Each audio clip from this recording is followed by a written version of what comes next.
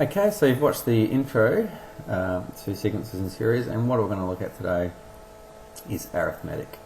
There's this button on this pen that makes the page go up and down. It's really quite irritating.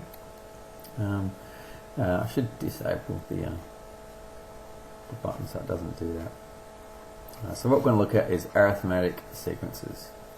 Okay, and so you remember that an arithmetic sequence is just a sequence where the numbers go up by adding or subtracting the same number every time. So 6, 8, 10, 12, 14, etc. Okay, that is an arithmetic sequence because it's going up, it's adding 2 every time. Beautiful. I'll prove this in class, or you may have seen it already, but what we're going to say is remember that an arithmetic sequence is defined by, you get the previous number, previous term, so Tn, you take the previous term, Tn minus 1, and you add a certain difference. So D is the difference between, in this case over here, the difference would be 2, positive 2. So I've got that. That's just the definition of a sequence, arithmetic sequence. The first term we always call A. Okay, so that's just our first term there. And I'm not going to show this in this video, but I'll happily show it to you in class. But a way to actually write Tn that doesn't involve the previous term is like this. It'll be A plus n minus 1 times D.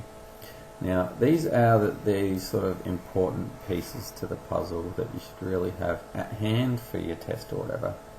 And in particular, these two.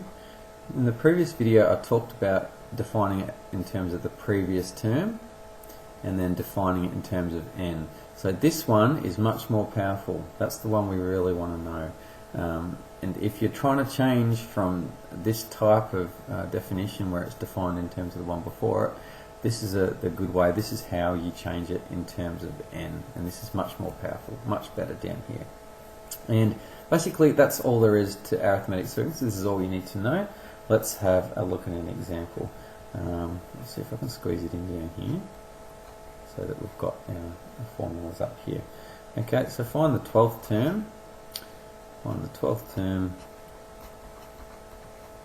of, let's go 63, 52, 41, etc., etc. Okay, great, let's have a look at it.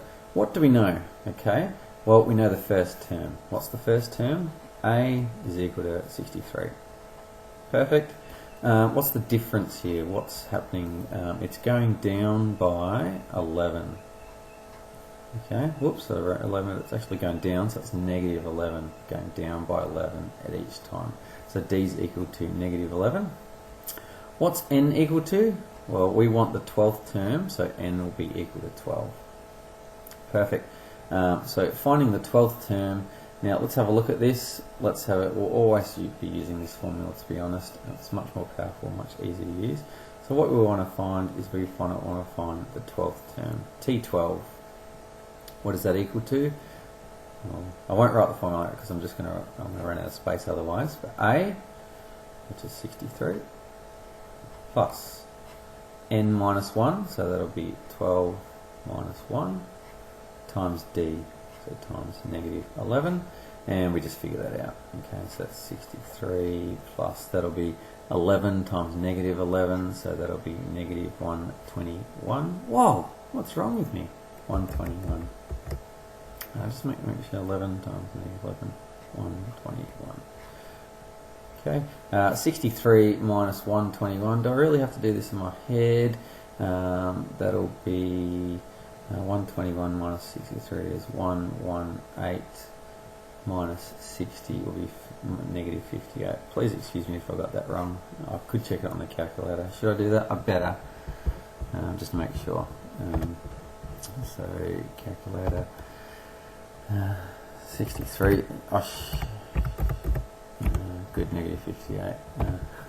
Wouldn't want to get that wrong. Thank you. That's the end of arithmetic sequences and how to find certain terms given a sequence. There you go. See you in the next video.